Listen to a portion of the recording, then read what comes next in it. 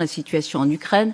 Emmanuel Macron s'est prononcé. Vladimir Poutine, a-t-il dit, a choisi seul, délibérément, de faire cette guerre. La Russie n'est pas l'agressée, elle est l'agresseur. Est-ce que vous êtes d'accord avec le président? Il a clairement fait le pas de cette guerre fratricide, qui est monstrueuse. Poutine a fait le pas vers cette guerre fratricide monstrueuse. C'est une réalité.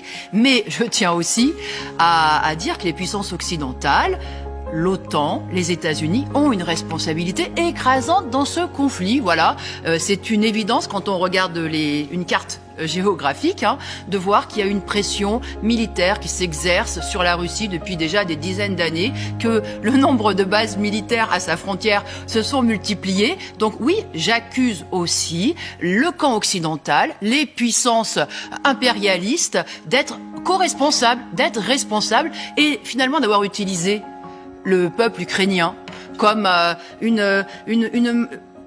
d'avoir pris le peuple ukrainien en otage. C'est ça la réalité. Et aujourd'hui, eh bien oui, ce sont eux qui sont victimes de cette situation. Alors, compte tenu de ce passé que vous interprétez effectivement de la façon dont on vient l'entendre et c'est un débat, est-ce que vous jugez légitime l'entreprise de guerre de Vladimir Poutine en Ukraine? Mais bien sûr que non. Bien sûr que non, mais je m'élève contre cette espèce de propagande consistant à dire que d'un côté, on a le dictateur Poutine. Dictateur Poutine, c'est un régime vis-à-vis duquel je n'ai aucune sympathie.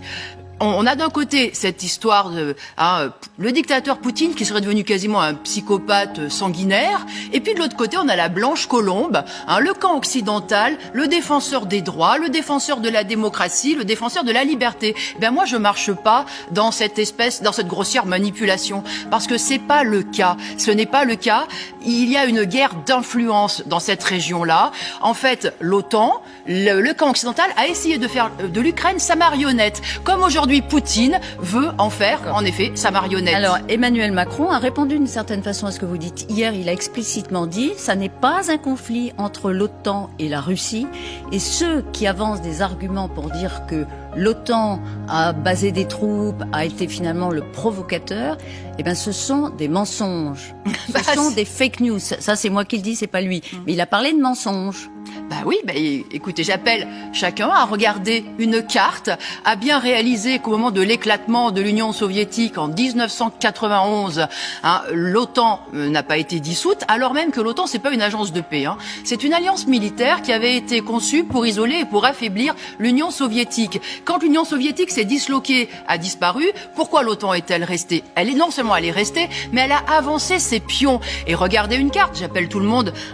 Si, imaginez que la Russie ait installé des bases militaires et des milices et des missiles aux frontières des États-Unis, au Mexique ou au Canada. Vous pensez pas que Biden, les États-Unis, l'auraient pris comme une agression? Donc, il y a ce bras de fer. Et moi, ce que je vois, c'est qu'ils ont transformé l'Ukraine en théâtre de leur rivalité. Et aujourd'hui, malheureusement, c'est le peuple ukrainien qui en est la victime. On va y venir d'ailleurs au peuple ukrainien.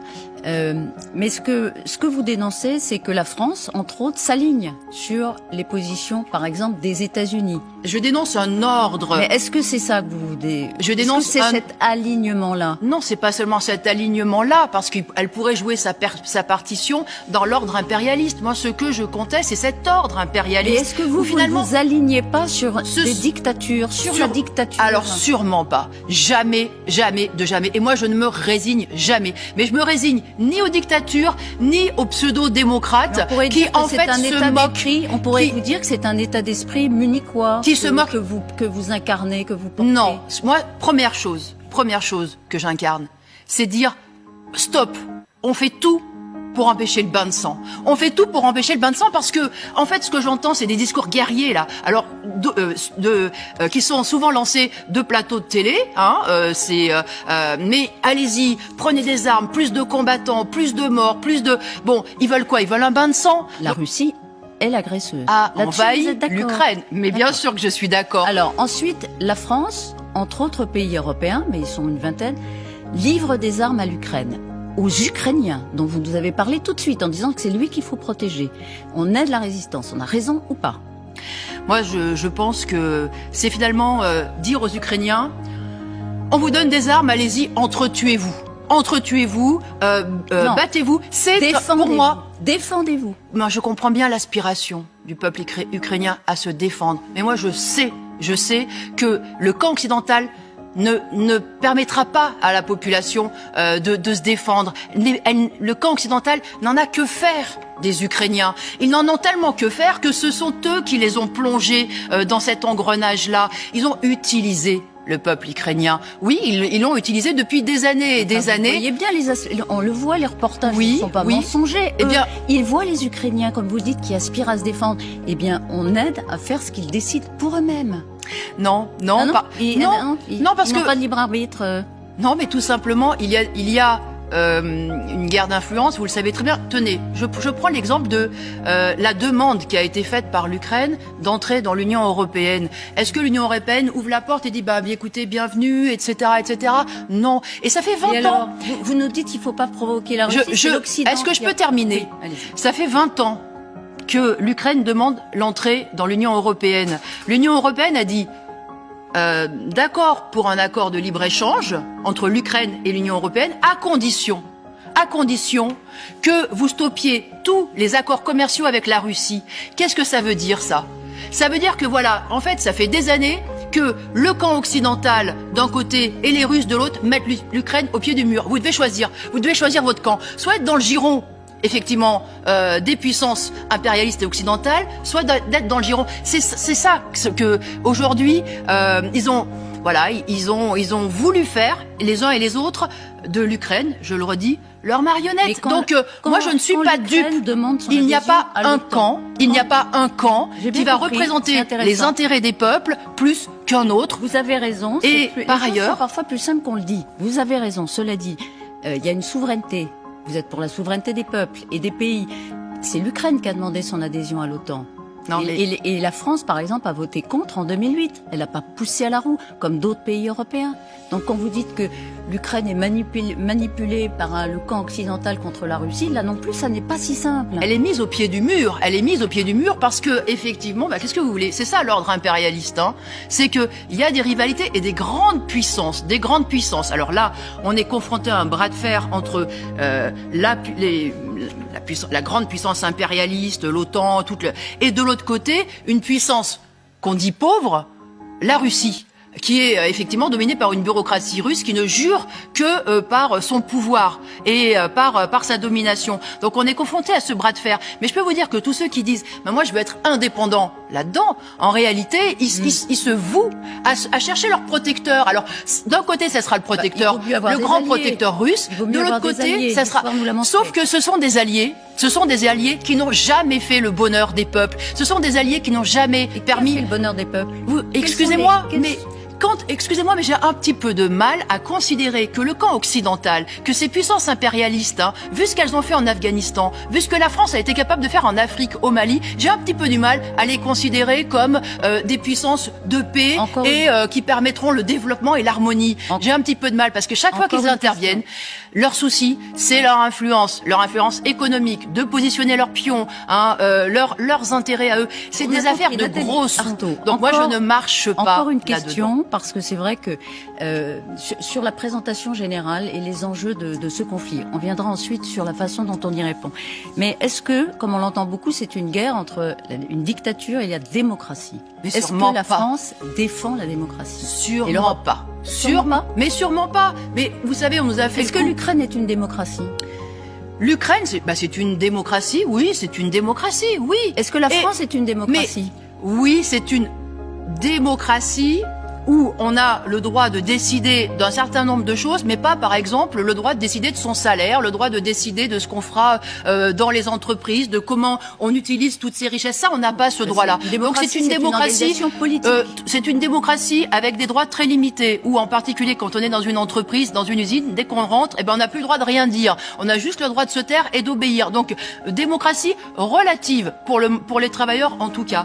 Mais ce que écoutez, quand vous me dites que la France est une démocratie, elle défend la démocratie, vous savez aussi bien que moi Poutine. que la France, elle est alliée d'un certain nombre de dictatures, qu'elle s'est appuyée et qu'elle continue de s'appuyer, y compris en Afrique aujourd'hui, sur un certain nombre de dictatures. Là, dans ce combat, elle est mais là, dans ce hypocrite, combat, alors mais ça ne se divise pas, parce que je peux vous dire que, y compris demain, si ça l'arrange, peut-être qu'elle renégociera avec Poutine, peut-être qu'elle s'arrangera. Qu'est-ce qu'ils ont fait, les États-Unis, avec les talibans? Les talibans qui étaient vraiment à abattre, il fallait les éliminer. Qu'est-ce qu'ils font aujourd'hui? Ils s'arrangent avec eux pour lutter contre encore pire qu'eux. Emmanuel Macron a raison de continuer à parler avec Vladimir Poutine, comme il nous l'a dit hier ou pas. Il a dit je garde le fil, je dois chercher la voie de la paix. Il s'est posé d'ailleurs en protecteur, y compris de la paix. Ben voilà, mais ils finiront par s'arranger. Même Zelensky. Vous savez, il y a quelques semaines de cela, quelques mois de cela, qu'en pensait la grande majorité de la population ukrainienne? Eh bien que Zelensky les laissait dans la misère, les laissait dans la pauvreté, ne s'occupait pas effectivement de leur sort et finalement travaillait avec les oligarques ukrainiens, s'en mettait plein les poches, etc.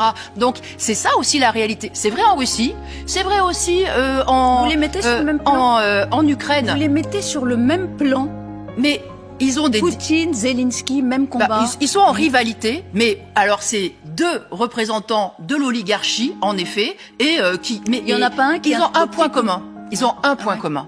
Un point commun, Zelensky, Poutine, et je dirais Zelensky, Poutine, Biden, Macron, Johnson, ils ont un point commun. C'est que quand il s'agit de la vie, des conditions de vie des populations, ils n'en ont rien à faire. Et j'en veux pour preuve ce qui s'est passé au Kazakhstan au mois de janvier dernier, quand il y a eu, vous savez, ces troupes russes qui sont intervenues. Pourquoi au Kazakhstan? Pour mater une révolte ouvrière. Des gilets jaunes kazakhs qui se battaient contre la cherté de la vie, contre la misère, contre l'exploitation. Attendez, qu'est-ce qui s'est passé là? Quel est votre modèle? Quel est votre modèle? Non, je termine. Qu'est-ce qui s'est passé? Est-ce que vous avez entendu Macron s'élever en disant il y a une invasion russe? En fait, ils étaient très contents, Macron et Biden, que Poutine fasse le gendarme. Pourquoi? Parce qu'il y a Total au Kazakhstan, parce qu'il y a Exxon, parce qu'il y a ArcelorMittal. Donc, leur point commun, c'est d'être tous contre les peuples et en particulier contre les travailleurs. Donc, de toute façon, quand on est dans le camp des travailleurs, il faut pas compter sur eux. Emmanuel Macron a remercié les villes et les villages qui s'apprêtent à recevoir des Ukrainiens, des réfugiés. Gérald Darmanin, ce matin, a précisé le nombre d'Ukrainiens qui sont entrés pour partie et même pour grande partie en transit. Mais ils sont 800, mais il va y en avoir beaucoup d'autres. Accueil inconditionnel? Oui, bien sûr, bien sûr. Je pense que c'est la moindre des choses. Il faut accueillir les réfugiés et je tiens à dire, il faut accueillir tous les réfugiés, y compris ceux que l'on nomme les migrants. Parce que vous voyez, quand on ferme la porte à quelques dizaines de milliers de femmes et d'hommes qui ont besoin d'un abri, qui ont besoin de trouver un lieu pour pouvoir gagner leur vie, faire vivre leur famille, eh bien qu'est-ce qu'on fait? On les laisse mourir en traversant la Méditerranée, la Manche, etc. Ça, moi, ça fait partie des choses qui me révoltent. Donc moi je dis oui, bienvenue à tous ceux qui sont forcés d'émigrer, de quitter leur chez eux.